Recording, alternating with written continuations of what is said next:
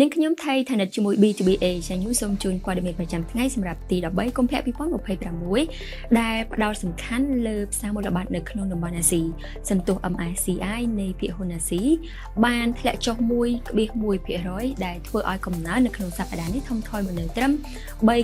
3.7% សន្ទុះនៃគិនីរបស់ជប៉ុនធ្លាក់ចុះ 1.3% ប៉ុន្តែនៅតែរក្សាកំណើន 7.5% ចំណែកឯភាគហ៊ុនក្រុមហ៊ុនធំៗរបស់ប្រទេសចិនគឺធ្លាក់ចុះ 0.9% ខណៈដែលសន្ទុះហេងសេងរបស់ហុងកុងបានធ្លាក់ចុះមកនៅត្រឹម 2.1%សន្ទុះផ្សារមូលបត្រកម្ពុជាវិញកើនឡើង 0.15 ពិន្ទុឬ 0.04% ដល់ 424.21 ពិន្ទុហើយទំហំជួញដូរសរុបមានការធ្លាក់ចុះដែលមានភាគហ៊ុនផ្លាស់ប្ដូរដៃចំនួន 76.0.95 ហើយត្រូវបានជួញដូរនៅក្នុងតម្លៃសរុប 364.4 លានរៀលឬលើសពី $90,000 អាមេរិកសាគរមានភាគហ៊ុនចំនួន2កើនឡើងដែលនាំមកដោយកំពុងផាស្វ័យ័តក្នុងប្រទេសហនុខណៈដែល Plastic Cambodia ធ្លាក់ចុះហើយភាគហ៊ុនដទៃទៀតរក្សាតម្លៃនៅដដែលផ្សារកំណើនវិញក្រុមហ៊ុន B2B Engineering និង Picasso City Garden ធ្លាក់ចុះខណៈដែល JS Land រក្សាតម្លៃនៅថេរប្រាក់រៀលមានតម្លៃ $4.22 ក្នុង$1រីឯប្រាក់ដុល្លារវិញមានសន្ទុះកើនក្នុងតម្លៃ 97.11អំពីទំនិញសកលវិញតម្លៃប្រេងបានធ្លាក់ចុះមកនៅត្រឹមថ្ងៃសុក្រនេះដោយប្រេងឆៅ Brent បានធ្លាក់ចុះ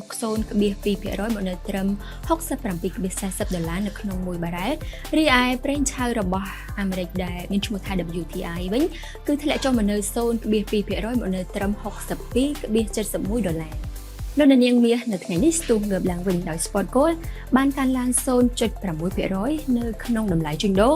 $4,949.99 អាមេរិកក្នុង1អោនប៉ុន្តែធ្លាក់ចុះនៅសល់ 0.2% អនាគតមាសសម្រាប់ការចែកចាយនៅខែមេសាបានកើនឡើង 0.4% នៅក្នុងតម្លៃជួញដូរ $4,968.0 អាមេរិកក្នុង1អោនហើយទីផ្សារគ្រីបតូវិញ Bitcoin បានធ្លាក់ចុះត្រឡប់ទៅរកកម្រិតទាបបំផុតនៅដើមសប្តាហ៍នេះដោយបាត់បង់សន្ទុះនៃការកើនឡើងលើសពី $70,000 ហើយបន្តធ្លាក់ចុះមកនៅជុំវិញតម្លៃ $65,000 អាមេរិកសូមបន្តទៅកាន់ព័ត៌មានដែលទាក់ទងនឹងអាជីវកម្មចម្រុះដទៃទៀតការនាំចេញចំណីអាហារកម្ពុជានឹងអាចធ្វើតេស្តដោយសុវត្ថិភាពចំណីអាហារដែលទទួលស្គាល់ជាអន្តរជាតិកាន់តែទូលំទូលាយជាងមុននៅក្នុងស្រុកនេះធ្វើឡើងបន្ទាប់ពីវិទ្យាស្ថាន Pasteur កម្ពុជាមានការទទួលស្គាល់លើសេវាតេស្តថ្មីសម្រាប់សារធាតុលោហៈធ្ងន់នៅក្នុងទឹកនិងសំណល់ថ្នាំសម្លាប់សត្វល្អិតនៅក្នុងអង្ករនិងម្រេចក្រោមការគាំទ្រពីរដ្ឋាភិបាលអូស្ត្រាលីនេះគឺជាជំហានដ៏សំខាន់ដែលជួយកាត់បន្ថយការចំណាយក៏ដូចជារយៈពេលនៃការរងចាំនិងហានិភ័យនៃការចម្លងមេរោគ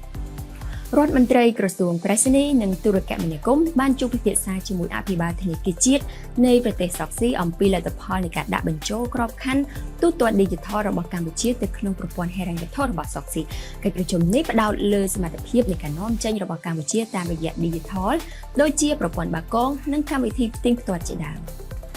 អគ្គនាយកនៃអគ្គនាយកដ្ឋានកយនិងរដ្ឋាភិបាលកម្ពុជាបានរាយការណ៍អំពីលទ្ធផលការងារសំខាន់មួយចំនួនដែលសម្រេចបាននៅក្នុងឆ្នាំ2025រួមមានការប្រមូលចំណូលពន្ធដែលមានតម្លៃស្មើនឹងប្រមាណ $3,181.3 លានអាមេរិកការកើនឡើងប្រមាណប្រហែលជា 21% បើធៀបនឹងចំណូលដែលប្រមូលបានពីឆ្នាំ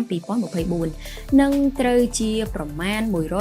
124.5% នៃផែនការកំណត់ដោយច្បាប់ស្តីពីហិរញ្ញវត្ថុសម្រាប់ការគ្រប់គ្រងប្រចាំឆ្នាំ2025ខ្ញុំថានិតសូមបញ្ចប់ព័ត៌មានប្រចាំថ្ងៃនៃ B2B Asia News ត្រឹមតែប៉ុណ្ណេះវិលមកជួបលោកនាងជាថ្មីនៅថ្ងៃបន្ទាប់